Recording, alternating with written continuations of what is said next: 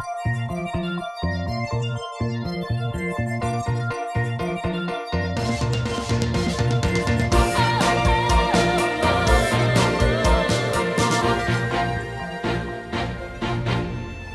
hinahanap mo?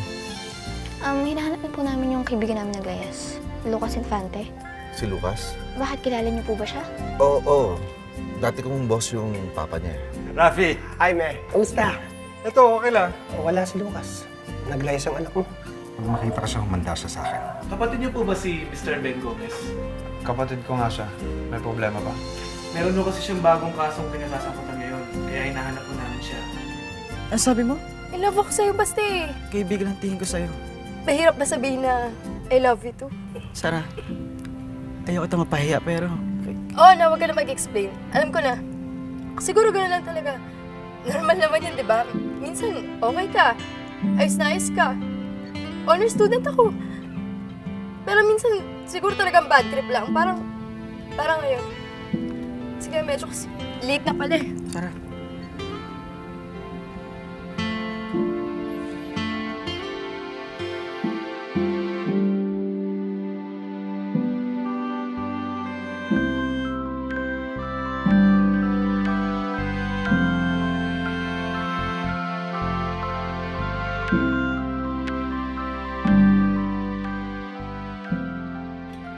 Nasaan si Val?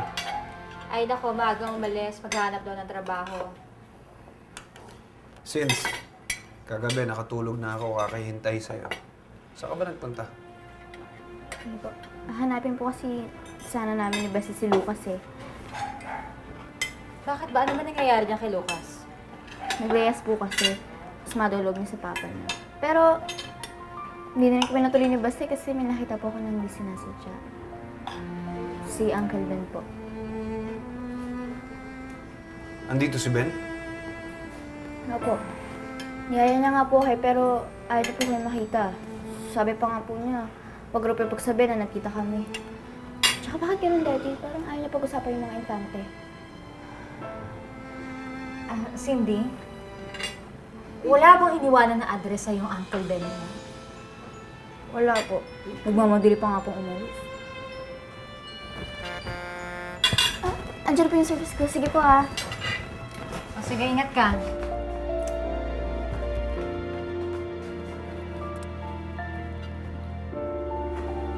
Bye!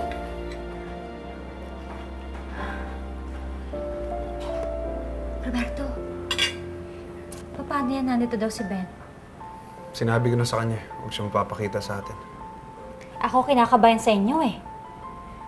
Paano kung maungkat uli yung nangyari sa kanilang mga infante? Nagulat din kami na nalaman namin naglayas si Lucas. Wala ba siyang nababanggit na problema niya? Well, Mr. Infante, ang alam ko lang, hanggang ngayon, nahihirapan siyang i-accept ang maagang pagkamatay ng mami niya. But you know, Lucas is very intelligent. Alam niya naman kung anong tama at mali. Siguro nag-iisip-isip lang siya, bigyan natin siya ng oras. Ang importante, nandito na kayo para i-guide siya. Mr. Barela, talagang hindi kami mapapakali. Hanggat di namin nalalaman kung nasa maayos ng kalagayan ng bata. But I'm sure he's okay. He just needs time. How can you be so sure that he's okay? May alam ka ba tungkol sa kanya? Or kung nasaan siya? No, wala po. Then, we can only be certain when we're certain, right? Teka, sandali muna. Hindi ba close siya kay Cindy? Tsaka sabi niyo, meron siyang sulat na iniwan para dito. Hindi kaya alam niya kung bakit naglayas si Lucas? Teka, sino si Cindy? Kaibigan siya ni Lucas, parang Henry. Ganito na lang po, Mr. Infante. Magtatanong-tanong kami sa mga kaklase niya, sa mga kaibigan niya, and as soon as nakakuha kami ng information, we will let you know. Okay, I'd love that. Thank you, Mrs. Jackson. Oh, you're I'll wait for your call. Salamat po. Mr. Infante, Yes. alam ko na kung saan nakuha ni Lucas ang kanyang good looks. Thank you.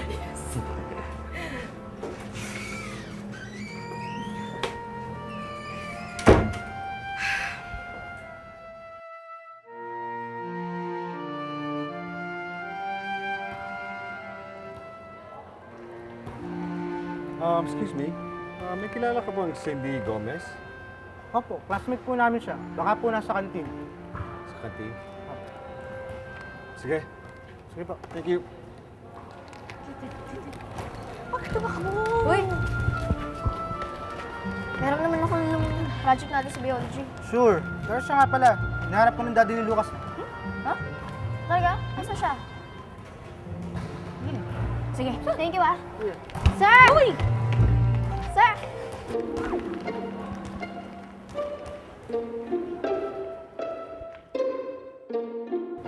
Alam mo, hindi na ako nagtataka at naglihas ang batang yan.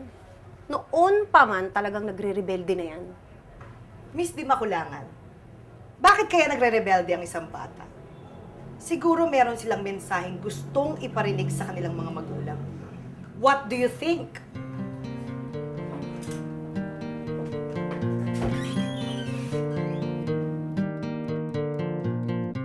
Sayang hindi ko naabutan yung tatay ni Lucas eh. I'm sure gusto lang niya tanongin kung bakit naglaya si Lucas.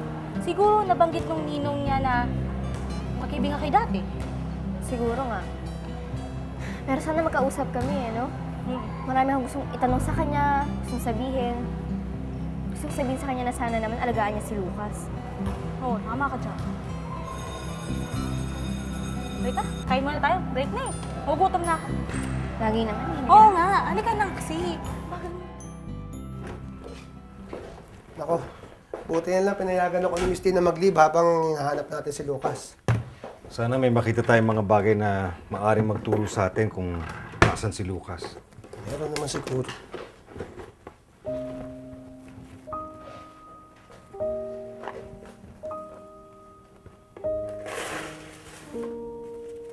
Tinatago pa pala niya itong mga to.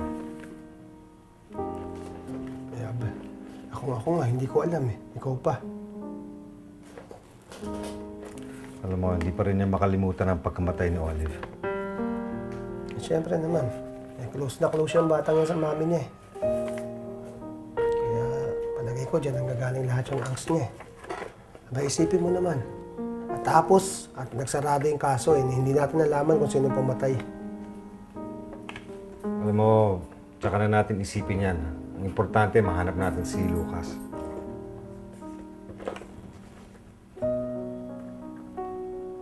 Raf, sino to?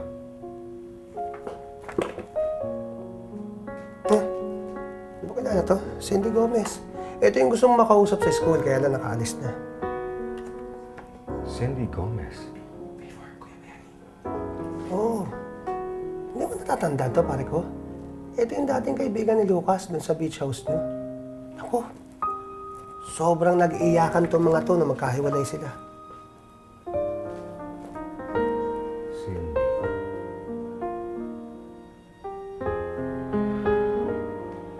Pamangkin siya ng dati kong tauhan. Si Ben.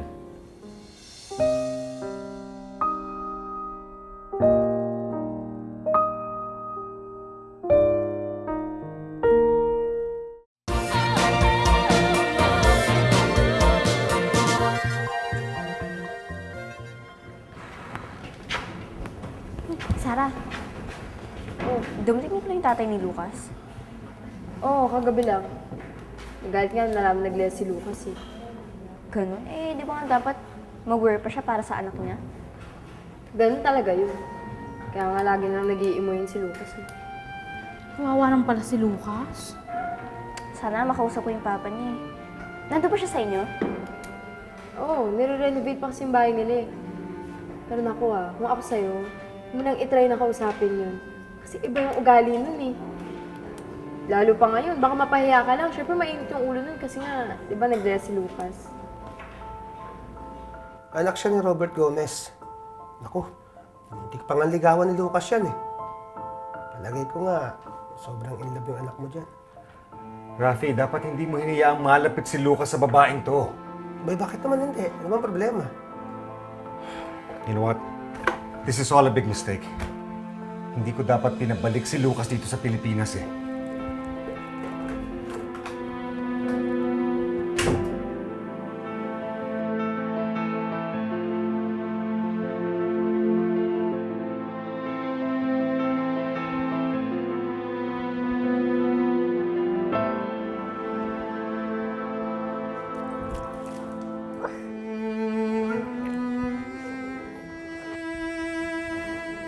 sama niyo naman. For your information, mas masama siya dati. Oo nga. Nakalimutan niyo na ba yun? Huwag mo kasi napansinin. Tayo-tayo na naman magkaibigan. Thank you, Cynthia. Ate niyo! Excuse na, sandali. Guys, may I have your attention, please? Ano ka ba? Umalis ka nga dyan. Hindi na bagay sa'yo, no? Loser ka na kasi.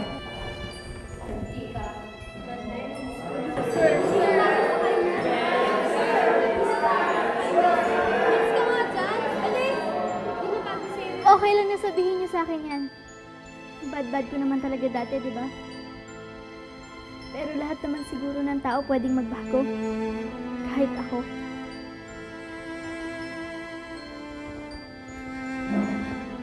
I wanna say sorry sa lahat ng mga nagawa ko sa inyo. Sana naman mapatawad niyo ako. I know it's not that easy to forgive me. Pero sana naman, mabigyan niyo pa ako ng second chance.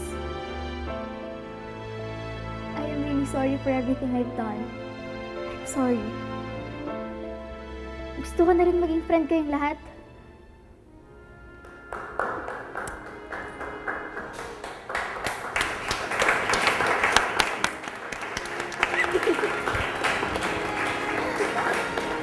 Okay lang naman.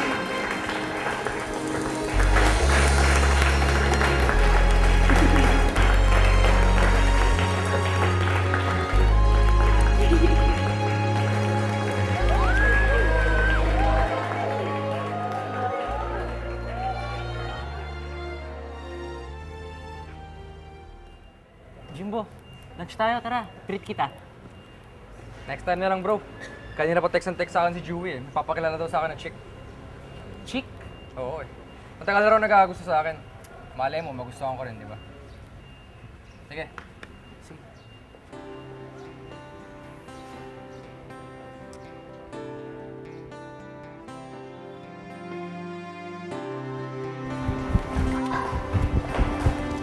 Ano ba naman kayo? Konting ingat naman. Muntik na ako mahulog dun sa stairs, oh. Ang drama-drama mo kasi. Arte mo. In fairness naiyak kami sa'yo kanina. Promise. In fairness, pwede ka maging artist. Drama mo kasi. Tama! Bagay na bagay sa'yo naaapi. Parang ganito, oh. Ay! Aray! Hey!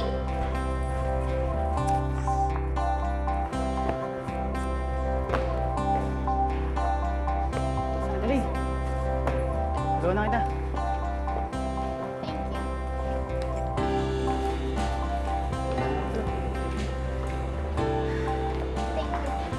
Okay yun ah. Alin? Yung binangga ako nila, Bea? Okay lang para sa'yo yun? Okay. I can't blame you naman kasi ang bad-bad ko dati, di ba? Hindi. Yung ginawa mo kanina sa kantin. Talaga? Okay lang yan sa'yo? Naman. Hindi ako paniwala eh. Sinatali di mo kailangan. At sikat at kinayang kita ng lahat magsasorry. Bago yun ah. Pero alam mo, ibang-ibang natin yung nakita ko ano. Pero para sa akin, astig yun. Thank you. Touched ako. But a good work. Ha? Sure. Ay, Sarah, yung ano... Ah, sige pala. May meeting pa ako sa music lab eh. Okay, sige. Sarah. Ba't di mo pinansin si Baste? Di ba close kayo nun? Dati, lagi ko kayo nakikita magkausap eh. Wala yun. Tinutulungan ko lang siya sa mga lessons niya. Alam mo, sabi niya sa akin, nagustuhan niya raw yung ginawa ko kanina. Sinabi niya sa akin yun. Close na kayo agad? Hindi naman. Sabi niya lang sa akin, gustuhan niya raw yung ginawa ko kanina sa kantin. Yun lang. Good. Buti ka pa nakakausap mo siya. Kasi ako siguro, hindi ko na siya malalapitan. Hiyang-hiya kasi ako sa ginawa ko eh. Tanga-tanga. Bakit? Ano ba ginawa mo? Wala. Huwag mo na alamin.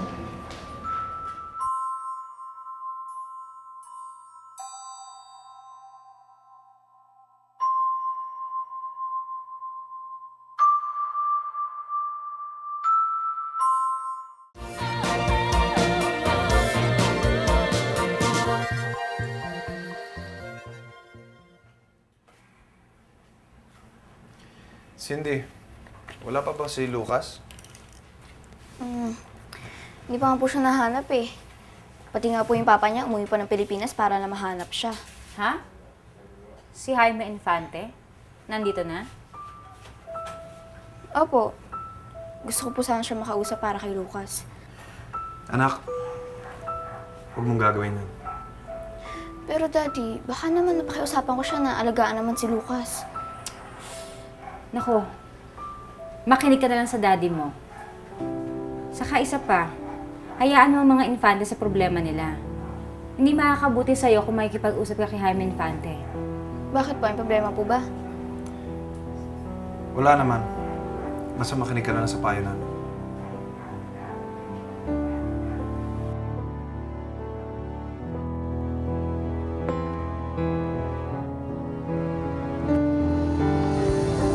Baste! Puro baste ah. Oh, hindi mo na kailangan mag-explain. May gusto ka kay Baste, no? Wala, no?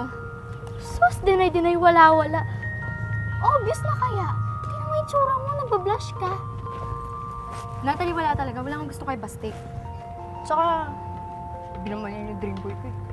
Alam mo, gets na kita. Mahirap talaga mag-amin ng ganyang feelings. Parang ako, yung ginawa ko kahapon, hindi rin naman ganun kadali yun eh. Pero ginawa ko pa rin. Kaya ikaw, dali na, sabihin mo. May gusto ka kay Baste, aminin mo na. Hindi ko naman tinatago yung feelings ko eh. In fact, sabi ko na nga sa kanya. Ayan na! See? Inamin mo na, may gusto ka nga kay Baste. Kasi naman, ang bigat-bigat na eh. Wala naman ako ibang masabihan. Kung di ko lang alam na medyo bumait ka, never ko sasabihin sa'yo. Never ako magtatrust sa'yo. No? You can trust me na, ano? Alam mo naman yung nangyari sa akin, di ba? Yeah. I can be your friend na, promise. Dali, tell me more about you and Baste. Dali na. May gusto ka nga sa kanya. Ano sabi mo nung inamin mo gusto mo siya? Eh, hindi lang naman basta like yung sinabi ko eh. Sabi ko kasi sa kanya. Sabi ko in love ako sa kanya eh. O-M-G. Seryoso? OMG. Tigil-tigil mo ako dyan sa mga OMG mo. Ewan, nakakarinig ng mga dating language mo, pang dating Natalie pa yun. Tsaka nakaka-irita sa tayo. Sorry. Ang hirap kasing mag-adjust eh. Pero I'm trying naman eh. Dali na, tell me more about you and Baste. Anong reaction na nung nag-confess kang love mo siya? Ano pa? Siyempre, busted ako.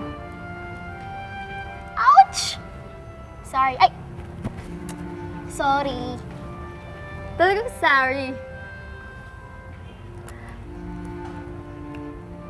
Di naman talaga ganun kadali yun eh. Pinipilit ko naman lang maging okay ako eh. Kaya lang, sakit pala nun, no? Sakit sobra. Ganun pala kapag first love mo.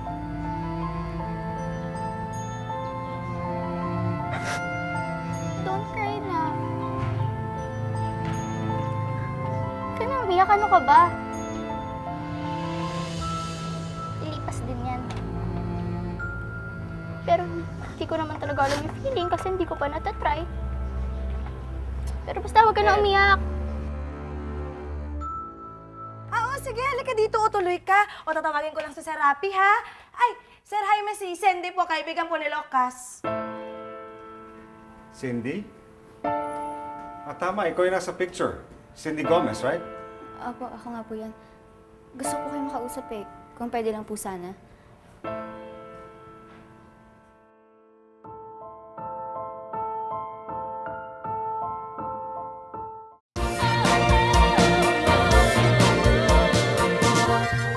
Tama na, huwag ka nang umiyak. Papangit ka niyan. Tingnan mo. Pangit naman talaga ako, di ba? Nerd nga ako eh. Kaya nga wala nagkakagusto sa akin eh. Kaya hindi ako magustuhan ni Baste. Hindi ka pangit, okay? Hindi ka pangit. Kulang ka lang ng konting arte. Hindi lalo naman na-turn off sa akin yun. Paano naman natin malalaman kung hindi natin itatry, di ba? Huwag ka na umiyak. Alam mo, ganito na lang.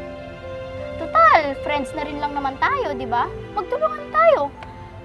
Tulungan mo ako dun sa students na kilala mo na maging good girl ako, maging maayos ako. Tapos, tulungan kita kay Baste. Okay ka dun? Paano naman ako matutulungan sa kanya? Yan ang isipin natin. Pag-isipan ko yan. Don't worry. Kaya huwag ka nang umiyak. Iiyak pa siya. Huwag ka nang umiyak.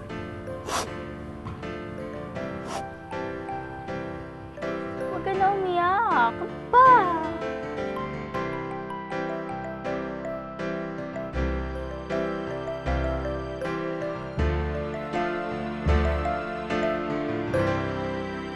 Matagal na kayo magkaibigan ni Lucas, diba?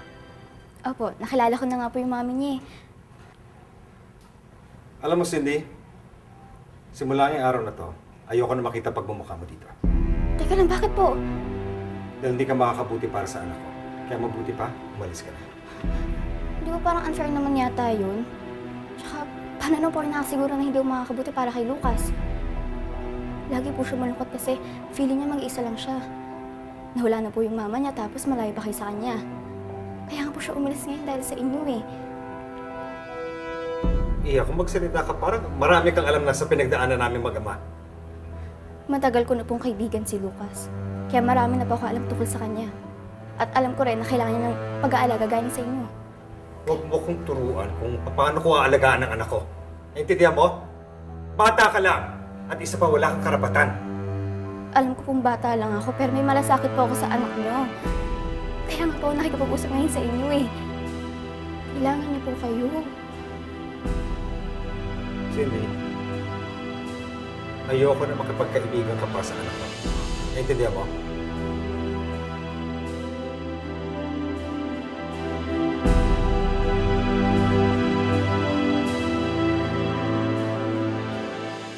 Bakit tintingnan mo yung mukha mo dyan sa salamin?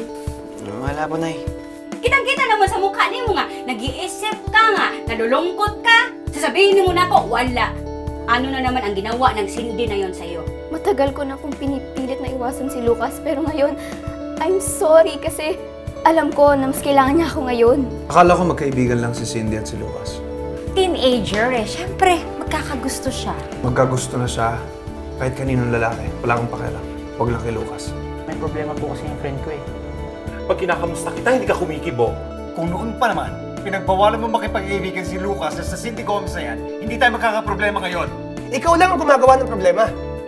Ang dapat isipin natin ngayon ay kung saan natin nahanapin si Lucas. Miss Barbarella, ako po yung confused. Ako po yung may gusto sa kapareho kong lalaki. May problema ho bang anak ko? Gusto ko lang magkwentuhan tayo, pag-usapan natin ang pinagdadaanan ni Daniel bilang bakla.